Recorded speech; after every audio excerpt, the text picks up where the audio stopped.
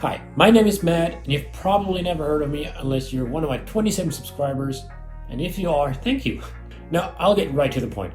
I want to see if I can vlog by using the new iPad mini 6. And by that I mean only the iPad mini. No additional hardware shall be used. No iPhone, no GoPro, no DSLR, I have lots of those, and that's regardless of whether it comes to recording or editing. I want to do it all on my tiny new iPad. Now you might have two questions here.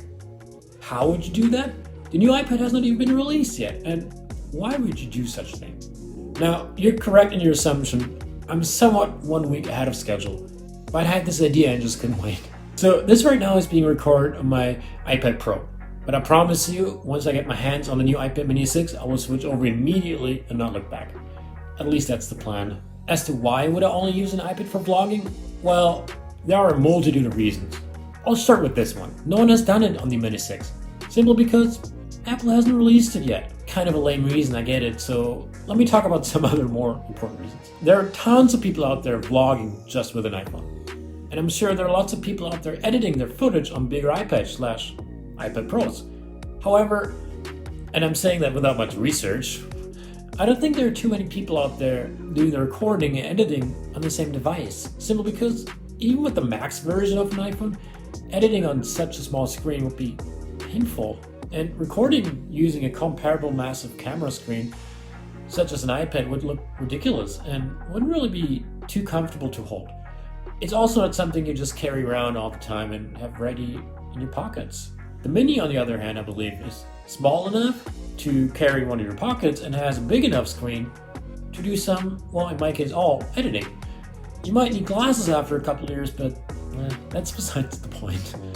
Also, using a camera with a screen and the ability to run applications while recording yourself, well, that has one major benefit. You can use a teleprompter. Why is that important, you might ask? Good question. Simply because a lot of people, and well, that includes me, have a hard time remembering what and how they want to say things when it comes to, well, actually saying things. Especially when it comes to subjects they don't feel entirely like they have much authority in. So in my experience, without having something scripted out and being able to read it, I use a lot of ums and ums and ahs and all these sounds, and certainly a lot more footage and retakes to get my stuff into the box. So using a teleprompter app will hopefully give me a great advantage. I can write down exactly what I want to say, how I want to say it, rewrite it if necessary, and then go in front of the camera with much more confidence, knowing the prompter has my back. And I believe the iPad mini is the perfect compromise in terms of having a compact camera that comes with a big enough screen to show me a script to read from. Am I using a teleprompter right now? Would you know? Maybe. Look at my eyes and maybe you can figure it out. Moving on. The next big reason is it feels less awkward. For me, talking to a camera, in particular when it's in public, it feels weird, uncomfortable, and simply wrong. It's like you're talking to yourself and always think, what do others think that I'm doing here? However, I do feel comfortable talking on Zoom meetings, and I do a lot of those simply because, well, my job requires me to, so I'm actually used to talking to a camera, to people, comfortably and I hope authentic, without giving it much thought.